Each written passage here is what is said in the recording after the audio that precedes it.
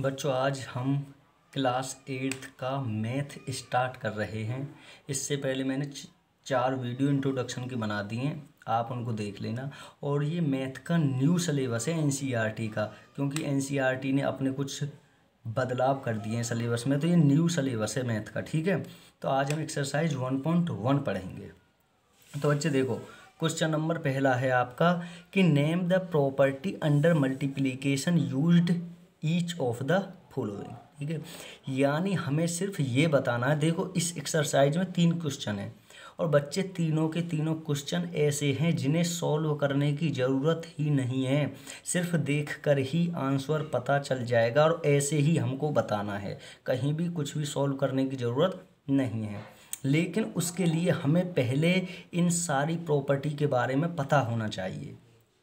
तो बच्चे in property के बारे में जानने के लिए आप मेरी पिछली वीडियो देख लेना, मैं उसका लिंक आपको इस वीडियो के डिस्क्रिप्शन में दे दूंगा। ठीक है, अब हम शुरुआत करते हैं। देखो मैं कहीं भी कुछ भी सॉल्व नहीं करूंगा, सिर्फ आपको समझाने के लिए बताऊंगा, बाकी आंसर डायरेक्ट ही लिखे जाएंगे, इसमें सॉल्व करने का कुछ भी नहीं है। ठीक है, तो अब हमें बताना है कि क्वेश्चन नंबर 1 कह रहा है कि इसमें और ये तीसरा क्वेश्चन है ये वाला, देखो ये वाला, इन तीनों में हमें ये बताना है कि इसमें मल्टीप्लाई की कौन सी प्रॉपर्टी लगी है।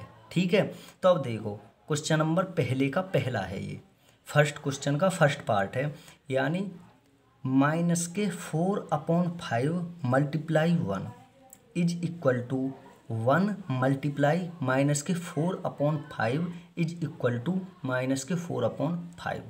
अब इसकी मल्टीप्लाई बराबर इसकी मल्टीप्लाई बराबर ये आ रहा है, तो अब हमें ये बताना है कि ये किसकी वजह से आ रहा है। ठीक है, तो बच्चे देखो मैं आपको पहले बता दूं कि ये जो है क्वेश्चन, इसको समझने के लिए आपको एक चीज़ समझनी पड़ेगी। देखो जैसे ये है, ठीक है, अब आपसे कोई कहे कि रेशनल नंबर में ही एक प्रॉपर्टी है कि a multiply 1 is equal to 1 multiply a is equal to a आता है, तो इसको बोलते हैं कि 1 is the multiplicative identity.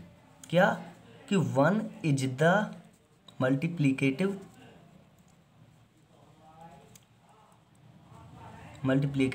Identity. ठीक है, ये है। अब इसकी जगह आप कुछ भी रख लो, देखो 2 multiply 1 is equal to 1 multiply 2, क्या आ जाएगा 2 ही आ जाएगा। तो यहाँ पर 1 क्या है, 1 है मल्टीप्लिकेटिव आइडेंटिटी। ठीक है, तो ऐसा ही इस क्वेश्चन में, इसी में क्या अलग है, कुछ भी नहीं है। देखो ये वैल्यू है -4/5 multiply 1 is equal to 1 multiply -4/5 is equal to -4/5। तो इसमें कौन सी प्रॉपर्टी लगी, इसमें लगी बच्चे कि 1 इज द मल्टीप्लिकेटिव आइडेंटिटी। सिर्फ इतना लिखना, तो लिख दो, कैसे लिखोगे कि 1 is the multiplicative identity.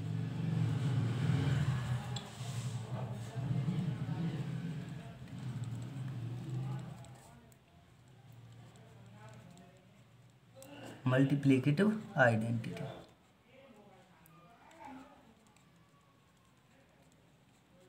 Question हो गया आपका, सिर्फ इतना लिखना है। अब आप क्वेश्चन नंबर 2 पर चलो, इसके पार्ट 2 पर। पहला क्वेश्चन इजी है बच्चे, सिर्फ आपको मैंने जो बताया है, देखो ये वैल्यू है 1 की मल्टीप्लाई कर दी, यहाँ भी तो यही वैल्यू है, सिर्फ यहाँ आगे क्या लिख दिया 1 लिख दिया, यहाँ 1 पीछे था और वैल्यू ये आ गई, तो इसको बोलते हैं कि 1 इज द मल्टीप्लिकेटिव आइडेंटिटी। ठीक है, अब दूसरा पार्ट है इसका कि -13/17 multiply -2/7 is equal to -2/7 multiply -13/17। इसमें क्या किया बच्चे, देखो अब मैं आपको बता रहा हूँ, इसमें सिर्फ इतना किया, देखो ध्यान से देखना, इसमें क्या किया कि a multiply b equal to b multiply a।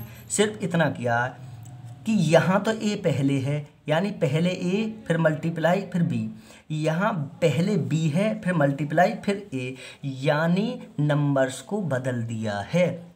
तो बच्चे जब रेशनल नंबर में 2 नंबर लिए जाते हैं और उनकी आपस में मल्टीप्लाई कर देते हैं, फिर इक्वल लगा के बराबर लिख के उन्हीं नंबर्स को बदल के लिख देते हैं और मल्टीप्लाई कर देते हैं, तो बच्चे इसको बोलते हैं हम कम्यूटेटिव प्रॉपर्टी। क्या बोलते हैं? Commutative property. कम्यूटेटिव प्रॉपर्टी बोलते हैं इसको। तो बच्चे ये भी तो कम्यूटेटिव प्रॉपर्टी, यहाँ भी तो ऐसे ही किया। देखो पहले क्या था, माइनस के 13/17, फिर मल्टीप्लाई माइनस के 2/7। देखो यहाँ पहले आ रहा है 13/17, यहाँ बाद में आ रहा, पहले ये लिख दिया। तो बच्चे देखो ये ए है मान के चलो, ये बी है। अब यहाँ पहले बी लिख दिया, बाद में ए लिख दिया। देखो मान के चलो ये तो ए है और ये बी है।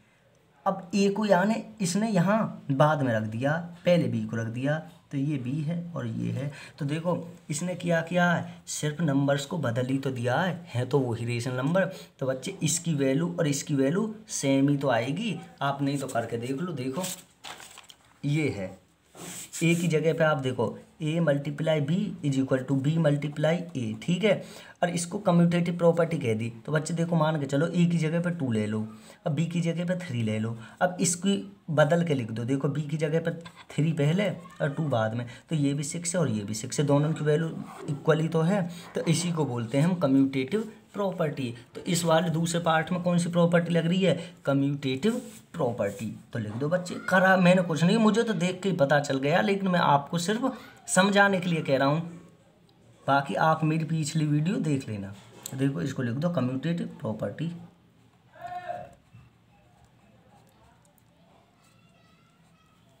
कम्यूटेटिव प्रॉपर्टी,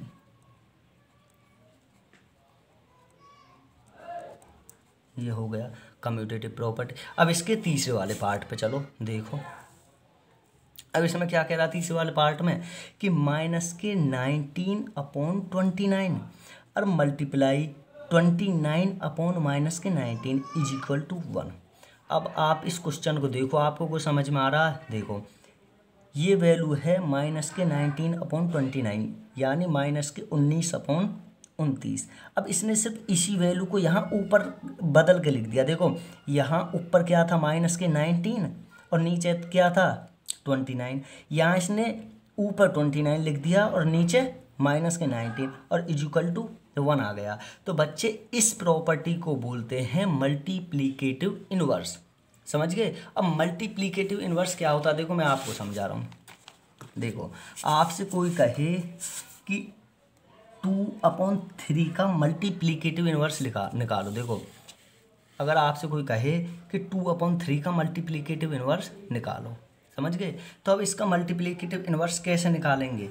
तो देखो मल्टीप्लिकेटिव इनवर्स का मतलब होता है कि जिसका भी मल्टीप्लिकेटिव इनवर्स निकलवा रहा है उसको उल्टा करके लिख दो और मल्टीप्लाई के बाद 1 आ जाना चाहिए। तो देखो 2/3 का निकलवा रहा, तो यहाँ 2 ऊपर है 3 नीचे है, तो मैं 3 को ऊपर लिख दूंगा 2 को नीचे लिख दूंगा। अब देखो मल्टीप्लाई कर लो 1 ही आएगा। देखो 2 से 2 और 3 से 3, 1 ही तो आया। तो इसी को बोलते हैं मल्टीप्लिकेटिव इनवर्स। यानी जो भी नंबर हमें दिया हुआ है और उसका मल्टीप्लिकेटिव इनवर्स निकलवा रहा है, तो इसका मतलब है कि जो भी नंबर हमें दिया है उसकी मल्टीप्लाई कर दो उसके उल्टे में। जैसे आपसे कहे कोई माइनस के 2/5 का मल्टीप्लिकेटिव इनवर्स निकालो, तो उल्टा कर दो, 5 ऊपर और माइनस के 2 नीचे और ये 1 आ गया। इसी को मल्टीप्लिकेटिव इनवर्स बोलते हैं। तो बच्चे देखो यहाँ भी क्या है, मल्टीप्लिकेटिव इनवर्स ही तो है। देखो इसको सिर्फ उल्टा करके तो लिख दिया है और 1 आ गया, तो इसको बोलते हैं बच्चों मल्टीप्लिकेटिव इनवर्स। तो इसको अब लिख दो, यहाँ आंसर यही रहेगा।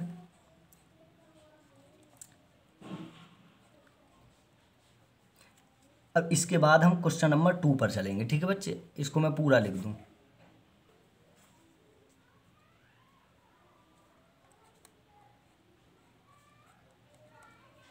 Multiplicative inverse.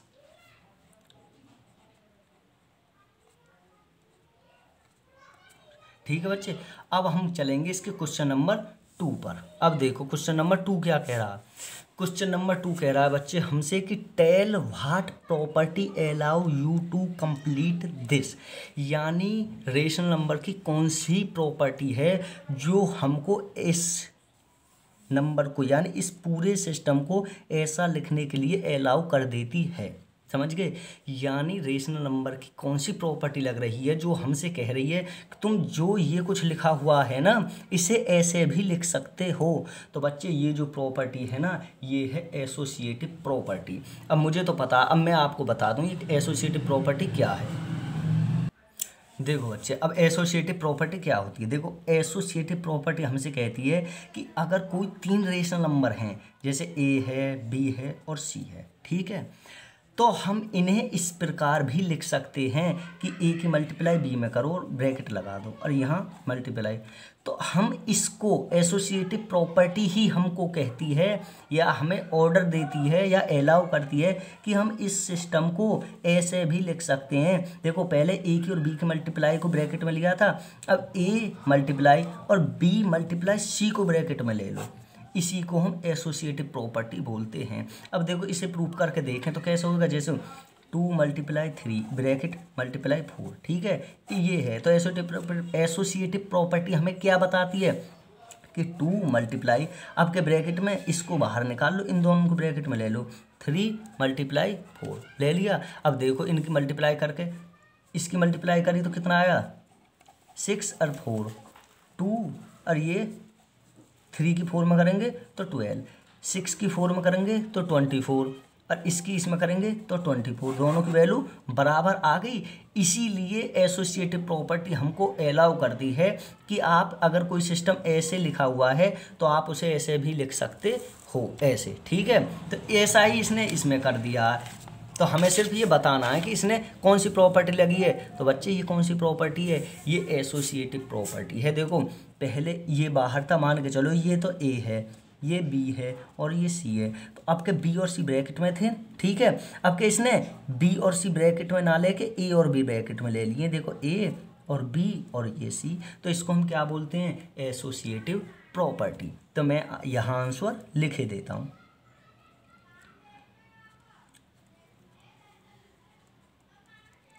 Associative property.